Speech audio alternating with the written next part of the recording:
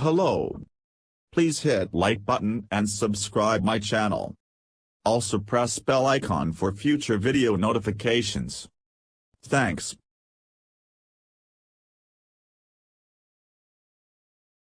Regarded as one of the greatest fielders, Jonty Rhodes believes that the Indian Premier League (IPL) brought about a sea change in cricket in terms of fielding.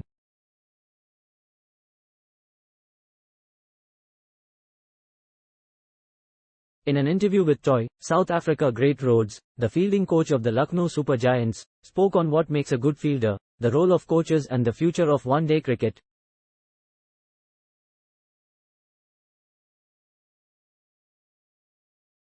Excerpts. What are the main ingredients of a great fielder? We know fielding is very important and it is a matter of discipline to learn good techniques.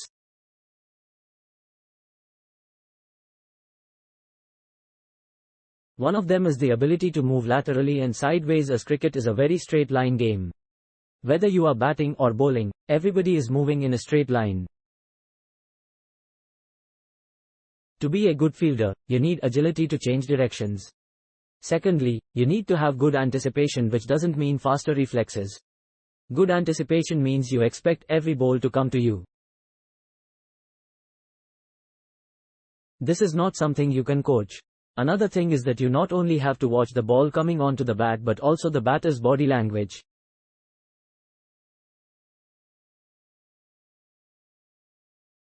To do good fielding, you have to enjoy it. 7:03 It's MS Dhoni vs Hardik Pandya in blockbuster IPL 2023 opener. Who, according to you, are the top 3 fielders in world cricket today? Right now there is only one, Ravindra Jadeja. There was a time when being a good fielder was a personal thing, but now it is a collective activity. Is limited overs cricket the main reason behind it?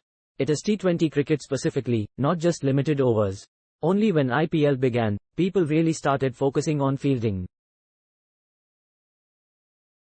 Not every team had fielding coaches. There was enough time in 50-over matches. You had 3 to 4 good fielders and 6 to 7 guys didn't do great. But once IPL started, we saw growth in fielding. Since 2008, around 12 to 13 years have been amazing. Earlier, people spoke about fielding but there were only 3 to 4 good individuals. But now, as a team, we have seen the growth of fielding go through the roof. In today's cricket, not only catches and run-outs are vital, but saving runs is also equally important. How difficult is it to become a quality fielder when one has to focus so much on batting and bowling skills? It is not difficult to focus on fielding because it is a discipline. We have fielding coaches and their job is to make the work done. Just like batting and bowling, it is a part of daily practice.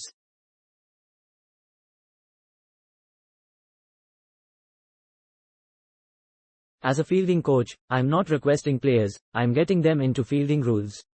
Fielding now is an important part of cricket. How do you see the Lucknow team performing this season, especially when there are games both at home and away? Traveling, playing matches at various centers and training can take a big toll. How can players remain fresh in such a hectic tournament? It is difficult. Firstly, we are back with the IPL outside Maharashtra. We have to make Ekana Stadium our home ground and our fortress. When people come to Lucknow, they know they have tough games at hand, not because of matches but due to traveling. Flying pan-India makes a long day, maybe 6 to 7 hours. So, we have to deal with mental fatigue during the IPL. So, as coaches, we discuss with the management, fitness trainers, physiotherapists and counselors about how we can maximize time for rest for players. If we don't get that right, we will have mentally fatigued players. We have seen a vast difference in quality of fielding in domestic and international cricket. What should be done to narrow that gap? I think more coaches are required. If I go to any academy and any state, I can motivate the players for 3 to 4 days in a camp.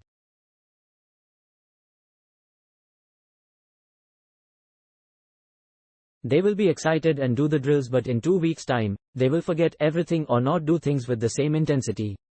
Cricket is a game of habit and how you practice is important.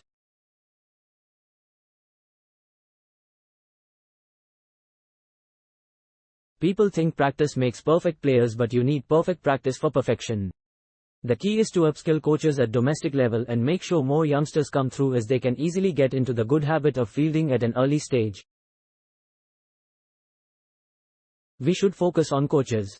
If I train players, the impact is on 10 to 12 players, but if I can train 5 to 6 coaches, the impact will be on 100 players. Because of T20 cricket, 50-over matches sometimes become drab.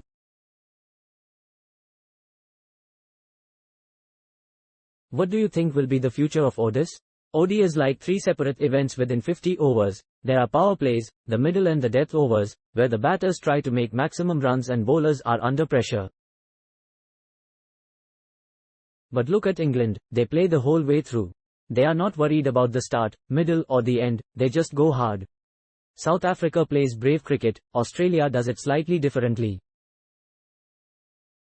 So, 50-over cricket remains the same. What might change would be the attitude of the teams towards it, and that would make it entertaining for the people. Thanks for watching. Please subscribe for more sports updates.